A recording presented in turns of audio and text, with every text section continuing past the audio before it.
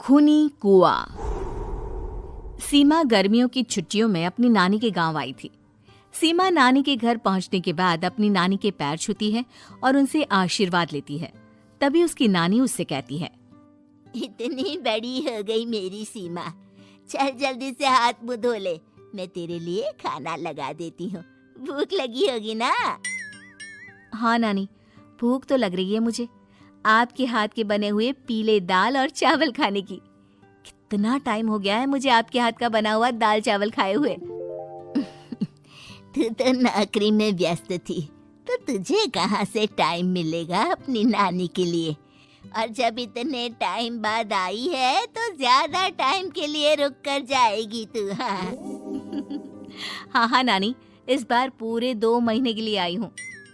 सीमा की नानी अंदर जाकर उसके लिए खाना बनाने लगती है। सीमा कमरे में अकेली होती है, तभी उसे किसी औरत के रोने की आवाज सुनाई देती है। वो कभी खिड़की से बाहर झांकती है तो कभी दरवाजे से बाहर झांकती है। उसे समझ में नहीं आ रहा होता है कि आखिर रो कौन रहा है। तभी नानी खाना लेकर आ जाती है। वो अपनी नानी से कहती है, नानी, कोई औरत रो रही है क्या? मैं जब से यहाँ आई हूँ तब से मुझे यहाँ किसी औरत की रोने की आवाज आ रही है। हे भगवान, कहीं ये वही तो नहीं? बोलो ना नानी।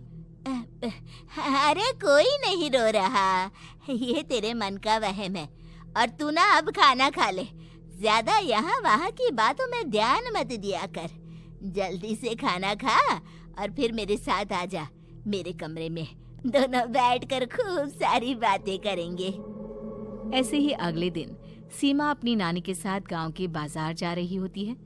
उसी रास्ते में फिर से किसी औरत के रोने की आवाज आती है। वो अपनी नानी से कहती है,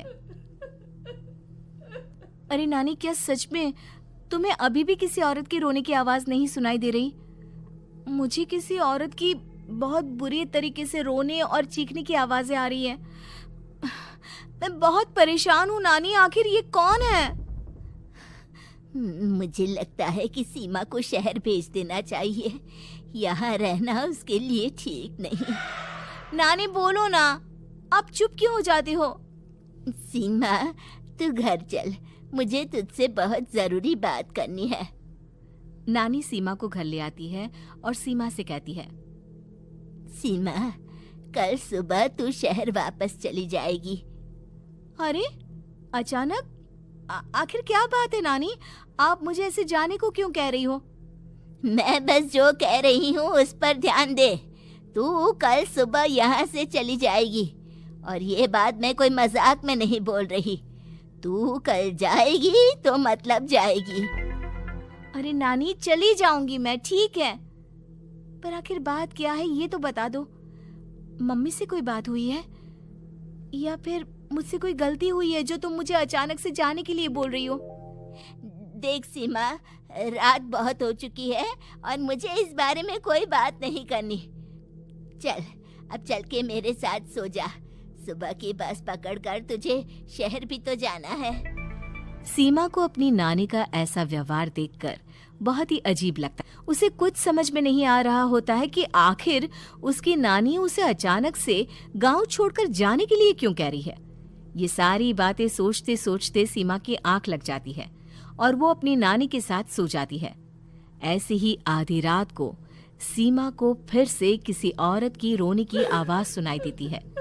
वो उस औरत की आवाज सुनकर बार बार करवटें बदल रही होती है और तभी उसे सपने में भी एक अजीब सी औरत की परछाई दिखाई देती है, जो इतना चीख चीख कर रो रही होती है कि सीमा डरकर उठ जाती है। वो पूरे पसीने पसीने हो रही होती है। वो अपने आसपास देखती है तो घर में बिल्कुल शांति का माहौल होता है। सीमा घबरा जाती है। वो अपनी नानी को जगाने की कोशिश करती है, मगर उसकी नानी नहीं जगती। सीमा को फिर से उस औरत की रोने की आवाज सुनाई देती है। आखिरकार सीमा अपने आप को रोक नहीं पाती और वो घर का दरवाजा खोलकर बाहर निकलती है। आखिर ये माजरा क्या है? आज तो मैं पता करके रहूंगी। अब आवाज का पीछा करते हुए सीमा आधी रात को गांव के चौपाल के पास बने कुएं के पास पहुंच जाती है, जहां कुएं की चारों ओर बेड़ियां लगी होती हैं उन बेड़ियों में लगे हुए ताले के साथ एक लाल रंग का कपड़ा और माता रानी का कलावा बंधा होता है। उस कुएं में से सीमा को किसी के रोने की आवाज आती है। सीमा परेशान हो जाती है। इस कुएं में कौन है? कौन है यहाँ? सुनो, कौन है? कौन रो रहा है? चिल्ला चिल्ला कर पूछती है और साथ ही लोगों को जगाने की कोशिश करती है, मगर किसी को भी उसकी आवाज सुनाई नहीं देती। अब सीमा खुद उस कुएं के पास की बेड़ियों और तालों को खोलने की कोशिश करती है और किसी तरह कुछ देर की मशक्कत के बाद सीमा उसको खोल भी देती है। और जैसे ही वो कुआं खोलकर उसके अंदर झांकती है, सीमा उस कुएं में गिर जाती है। इतने में उसकी नानी की नींद भी खुल जाती है और सीमा को पास ना देखकर नानी परेशान हो जाती है। नानी घबराकर पूरे घर में उसे ढूंढने की कोशिश करती है, जिसके बाद उसकी नानी और सभी लोग उस खूनी कुएं के पास जाते हैं और सीमा की नानी कुएं के पास खड़ी होती है। सभी गांव वालों और सीमा की नानी को सीमा के चिल्लाने की आवाज आती है। बचाओ, कोई मुझे बचाओ। मेरी बच्ची, हम आ गए, हम तुझे बचा लेंगे। नानी, मुझे यहाँ बहुत डर लग रहा है। यहाँ इंसान की कटी हुई मुंडियाँ, हाथ, पैर और कंकाल है और खून भी है। नानी, मुझे डर लग रहा है। आप सब मेरी मदद कीजिए, नहीं तो ये खूनी कुआं मेरी बच्ची को भी खा जाएगा। अरे मुझे तो ये समझ में नहीं आ रहा कि आखिर इस खूनी कुएं को खोला किसने। सालों पहले इसको इतनी मुश्किलों के बाद तांत्रिक बाबा ने बंद किया था। अरे पूरा गांव खूनी कुएं के बारे में अच्छे से जानता है, तो कोई भी जानबूझकर तो ऐसा करेगा नहीं। मतलब किसी ने अनजाने में इसे खोल दिया है भैया। सीमा को इस बारे में मालूम नहीं था और जब से वो यहाँ आई थी तभी से उसे किसी औरत के रोने की आवाजें भी सुनाई दे रही थी। कहीं सीमा ने ही तो उसे नहीं खोला। अगर ऐसा है तो फिर सीमा का बचना बहुत मुश्किल है।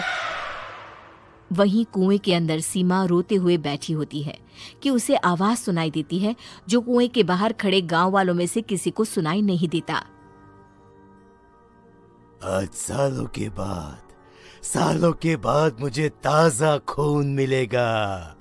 तेरा खून पीकर आज मैं अपनी प्यास बुझाऊंगा।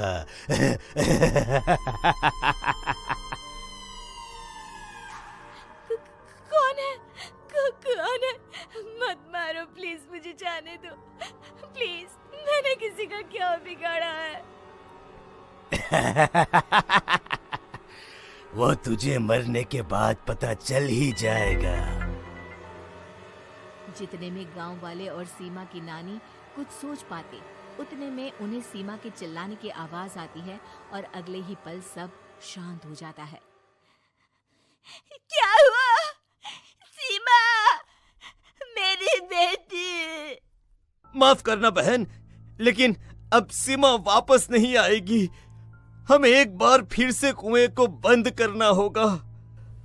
गांव वाले तभी तांत्रिक को बुलाकर लाते हैं।